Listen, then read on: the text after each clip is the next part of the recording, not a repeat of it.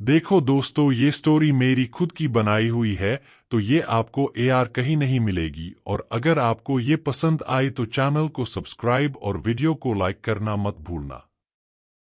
Dark forest, कुंडलदल। एक लड़का अपनी पूरी रफ्तार में अंधेरे जंगल में भाग रहा था। उसके पीछे पीछे कुछ अधेड़ उम्र के बुजुर्ग इंसान भी उतनी ही तेजी से उसका पीछा करते हुए उसके पास आ रहे थे। तभी भागते भागते उस लड़के के सामने एक खाई आ जाती है, जिसकी वजह से उसके कदम अपने आप ही रुक जाते हैं। और उस लड़के को रुकते देख पीछे भागते हुए अधेड़ उम्र के बुजुर्गों में से एक उससे बोलता है, विराज, तुम्हारी हिम्मत कैसे हुई निषेध क्षेत्र में जाकर चुपचाप वर्जित तकनीकों को सीखने की? तुम जानते नहीं हो क्या इसकी कितनी बड़ी सजा तुम्हें मिल सकती है? उस आदमी की बात को सुनकर विराज पीछे मुड़कर उसे देखते हुए बोलता है, बुजुर्ग त्रिकाल, देखिए, मैंने निषेध तकनीकें सीखी और मुझे इसका कोई अफसोस नहीं है। देखो, तुम्हारी भलाई इसी चीज में है कि तुम चुपचाप अपने आप को हमारे हवाले कर दो। उसकी बात सुनकर बुजुर्ग त्रिकाल गुस्से में अपनी मुट्ठियां भींचकर विराज से कहते हैं। पर विराज पर तो बुजुर्ग त्रिकाल की बातों का कुछ फर्क ही नहीं पड़ता और वो उनको नजरअंदाज करते हुए अपने बैग से एक लाल रोशनी में जलता हुआ कमल निकालता है। उस कमल के बाहर आते ही चारों तरफ का तापमान बहुत बढ़ जाता है और उस कमल को देखते ही बुजुर्ग त्रिकाल और उसके साथ में खड़े बुजुर्गों के कदम खुद ही पीछे हो जाते हैं। लाल रोशनी वाला कमल, एक बुजुर्ग चिल्लाकर बोलता है। दरअसल लाल रोशनी वाला कमल कुंडलदल के सबसे बड़े और ताकतवर हथियारों में से था। अभी बुजुर्ग त्रिकाल और बाकी के बुजुर्ग लाल रोशनी वाले कमल को देखकर हैरान हो ही रहे होते हैं कि तभी विराज उस कमल को लेकर खाई से नीचे गिर जाता है। विराज के खाई से नीचे गिरते ही एक धमाके की आवाज से पूरी पर्वत चोटी दहल उठती है।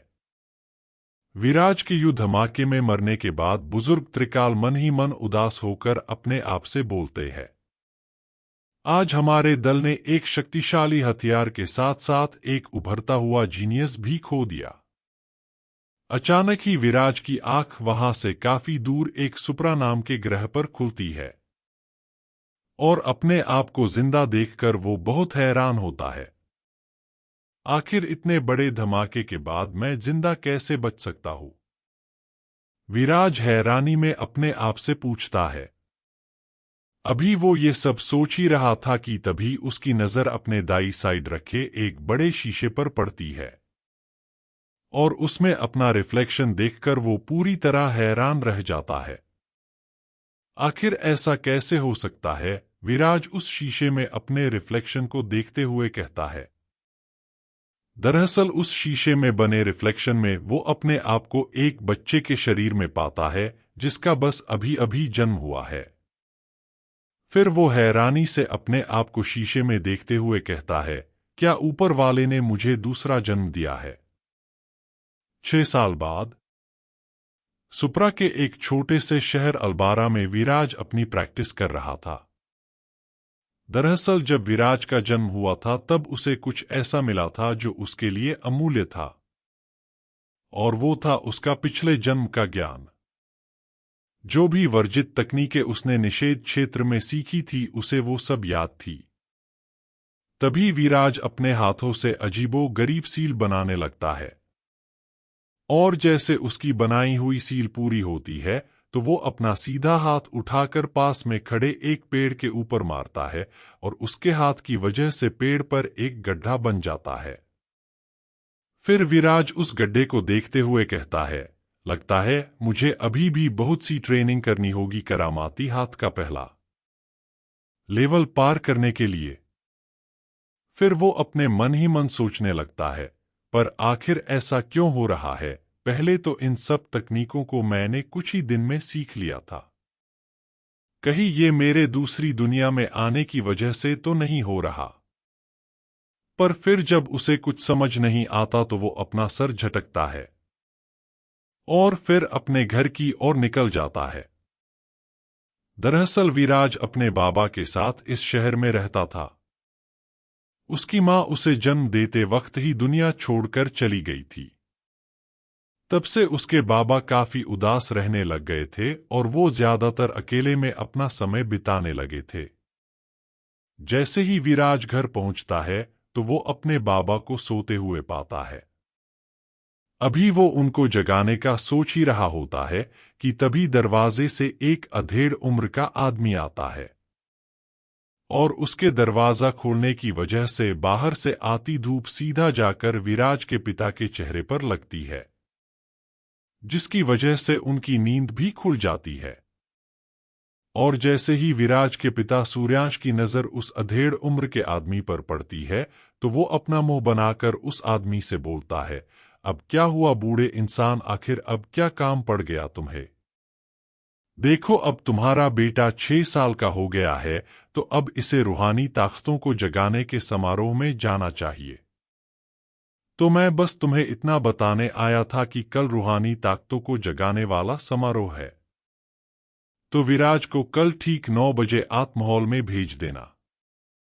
रूहानी मास्टर की बजाय क्यों न मेरा बेटा बावर्ची बन जाए? वैसे भी मुझे बहुत भूख लगी है। और सूर्यांश की इस बात को सुनकर उस अधेड़ उम्र के आदमी को बहुत गुस्सा आता है और वो अपनी रूहानी ताकत को जगाता है जो कि एक गाजर के रूप में थी। फिर वो उसे लेकर सूर्यांश की तरफ गुस्से में बढ़ने लगता है।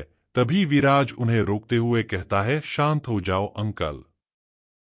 और विराज को ऐसे खुद को शांत करवाता देख वो अधेड़ उम्र का आदमी सूर्यांश से कहता है, आज तो मैं तुम्हारे बच्चे की वजह से छोड़ रहा हूं, पर अगर कभी दोबारा तुमने कभी रूहानी मास्टर के बारे में कुछ कहा तो याद रखना मुझसे बुरा कोई नहीं होगा। फिर वो अधेड़ उम्र का आदमी विराज के घर से निकल जाता है। दरअसल सुप्रा ग्रह में हर किसी के पास रूहानी ताकतें होती है जो कि लोगों को ताकतवर बनने में मदद करती है। अगला दिन आत्महॉल। तो बच्चों, मेरा नाम आर्यन है और मैं आज के लिए तुम्हारा परीक्षक होऊंगा। मैं 25 लेवल का रूहानी मास्टर हूं और आज मैं तुम्हें तुम्हारी रूहानी ताकतों के बारे में पता लगाने में मदद करूंगा। जो भी लायक होंगे वो मेरी तरह रूहानी मास्टर बन जाएंगे। तो आज तुम सब अपनी रूहानी शक्तियों को जगाओगे और इतना ही नहीं, आज तुम्हारी रूहानी शक्तियों का सार भी चेक करा जाएगा।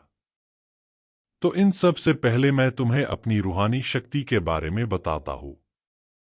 तभी वो आदमी धीरे से खूंखार शेर बोलता है और फिर उसका शरीर बदलने लगता है। धीरे धीरे उसका चेहरा एक शेर के चेहरे में बदलने लगता है और इतना ही नहीं बल्कि उसके पूरे शरीर पर शेर जैसी धारियां आने लगती है। जैसे ही वो पूरी तरह से शेर में बदलता है तो वो सबको देखते हुए बोलता है, रूहानी शक्तियां 2 तरह की होती है, पहला टूल टाइप और दूसरा बीस्ट टाइप। और जैसा कि तुम सब देख सकते हो मेरी रूहानी शक्तियां बीस्ट टाइप है। फिर वो अपने हाथ में एक कांच का नीला बॉल लेते हुए सबको दिखाते हुए बोलता है, ये जादुई गोला है जो कि लोगों की रूहानी शक्ति और उसका सार नापने में मदद करता है।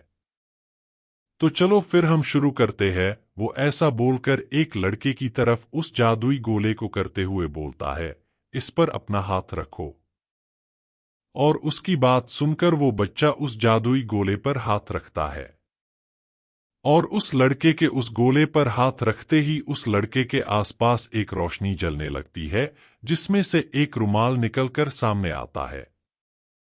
तुम्हारी रूहानी शक्ति एक रुमाल की है और ये एक बेकार रूहानी शक्ति है। ये शक्ति ना ही कोई हमला कर सकती है और ना ही कोई बचाव कर सकती है, यहां तक कि ये लोगों को मुकाबले में सपोर्ट भी नहीं कर सकती। चलो फिर अब तुम्हारे शक्तियों के सार को चेक करते हैं। ऐसा बोलकर वो फिर से उस जादुई गोले को उस लड़के के पास करता है और उसे वापस उस पर हाथ रखने को बोलता है। वो लड़का अपनी पूरी जान लगाकर उस गोले को पकड़ता है पर उस पर किसी तरह की कोई रोशनी नहीं जलती। तभी उस गोले में से आवाज आती है, कोई सार नहीं है, सार का लेवल 0। फिर उसके बाद बहुत से बच्चों का सार का लेवल और रूहानी शक्ति चेक करी जाती है, पर ज्यादातर बच्चों के सार का लेवल 0 निकलता है और उनकी रूहानी शक्ति भी बेकार ही होती है। इसी बीच काफी देर बाद विराज की भी बारी आ ही जाती है। तो क्या होगा विराज के साथ? आखिर कौन सी रूहानी ताकत होगी विराज की? क्या वो निकलेगा कोई जीनियस या फिर उसकी भी रूहानी शक्ति निकलेगी बेकार? जानने के लिए देखते रहिए मैजिकल वर्ल्ड।